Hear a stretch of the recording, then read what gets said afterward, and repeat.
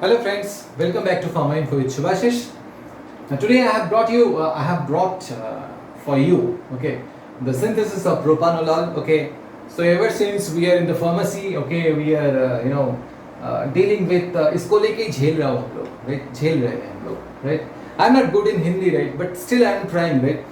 So synthesis of propanolol hydrochloride, right? So propanolol is a very common drug, right? A common drug and having so many uses, right? So many benefit. Okay. It is basically the primary use is in the treatment of hypertension, and then angina pectoris, myocardial infarction, all those cardiovascular disorders. Apart from that, nowadays they are just trying to there is a paradigm shift, right? So suddenly it has been found that it do possess a local anesthetic effect. At the same time, it can be given to the patient who is suffering from alcohol withdrawal syndrome as well. And moreover, to the patient who is suffering from Parkinsonism, basically, to have, it is having an impact over the tremor and all, right? It can have a control, okay? It can provide betterment, okay, in the involuntary tremor and all, right? Okay, so that means propanolol have its use in Parkinsonism as well, right? Okay, so this is of the uses of propanolol, clinical indications of propanolol, right? Now, how it is exerting, right? How it is exerting the cardiovascular effect and all. It is acting on beta receptor, right? And it should not stimulate the beta receptor.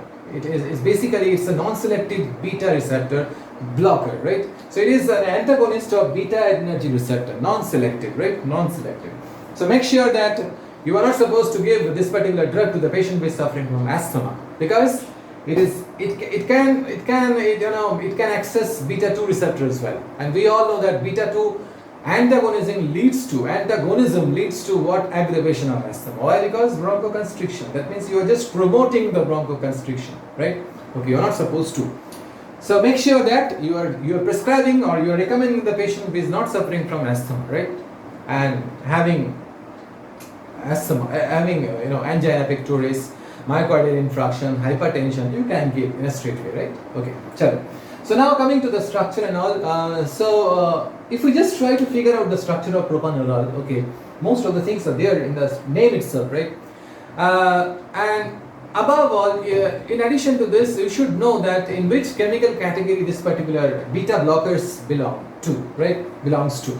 So beta blockers basically belong to the aryloxyalkanolamine, right? If I just write it down, that it belongs to the chemical category of aryloxyalkanolamine, right?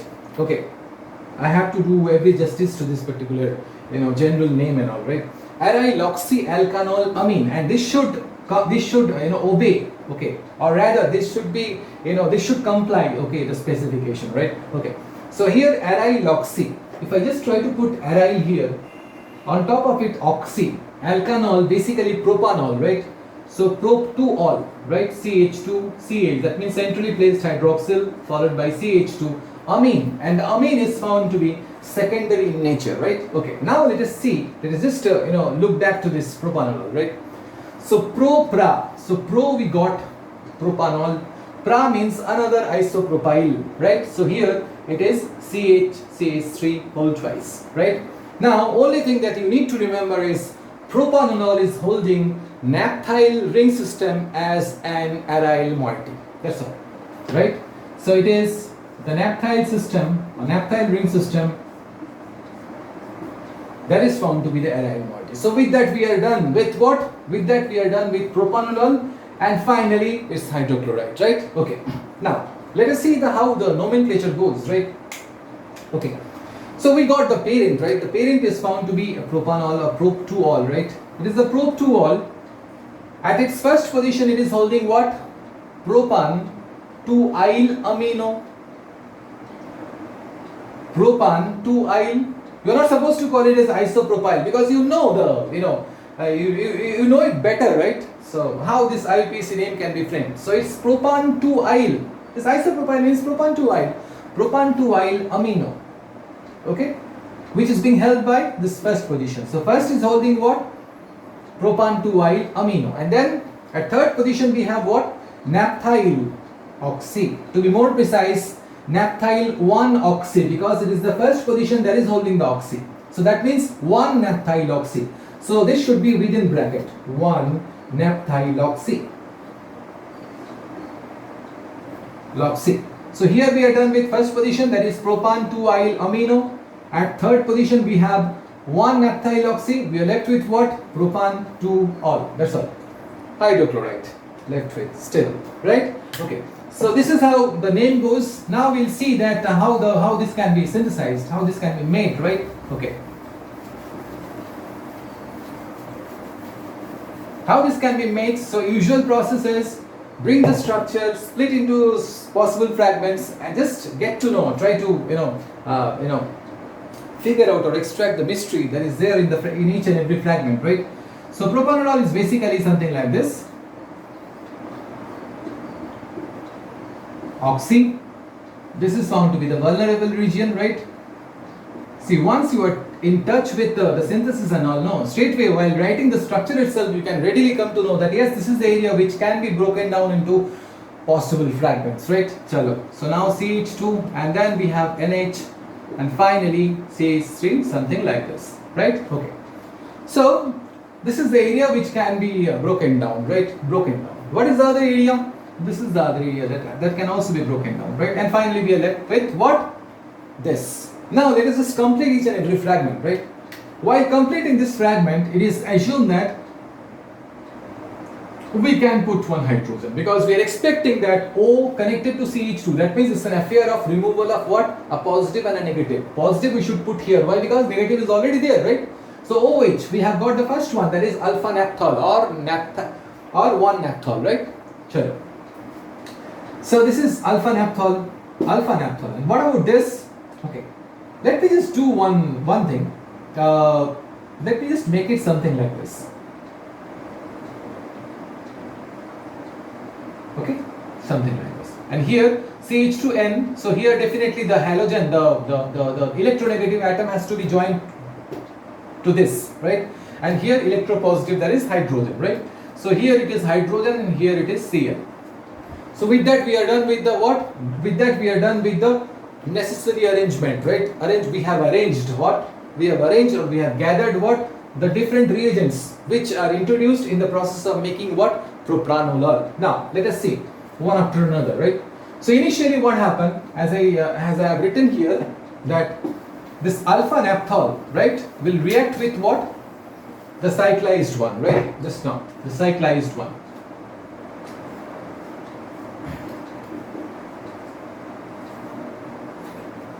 The alpha naphthol definitely will react with the cyclized one, right? Okay. So now we have made something like this. So what is that actually? We have an epoxy ring here. We have a chloro here. And we know that ring opening will fetch us what? One hydroxylated compound, right? So this is called epichlorhydrine. Epichlorhydrine. This we know that alpha naphthol, right? Reaction will take place. It is the reaction that will definitely leave, give us what? An intermediate. In that intermediate, definitely you are not expecting what? HNCl. So what should be the feature of the first intermediate? The feature of the first intermediate is found to be something like this.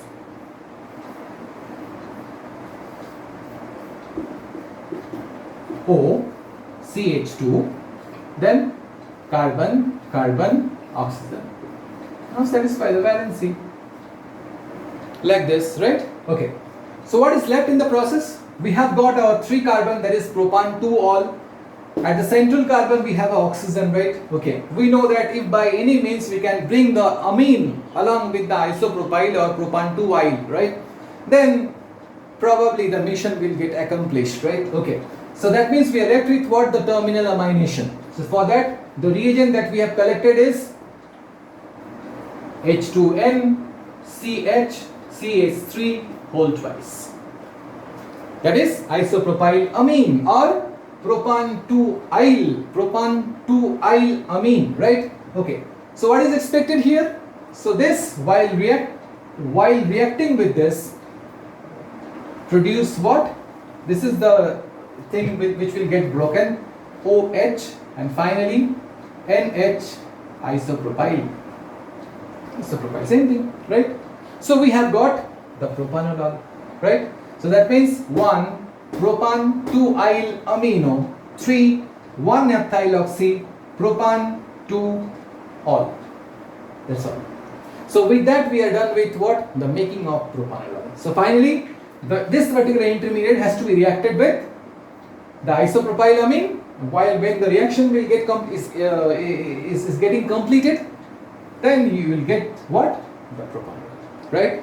So with that I am done with the making of propanolol. Hope you have enjoyed the session, right? Hope you have understood the session. It's not okay, chalo. If you have understood, if you really understood the session, definitely you might have enjoyed, right, it during the process and all. So if you like this video, don't forget as usual to press the like button and do subscribe my channel, as well as put your valuable comments, right? Thank you very much. Thank you for your kind patience, and please do wait for the next video to come. Thank you.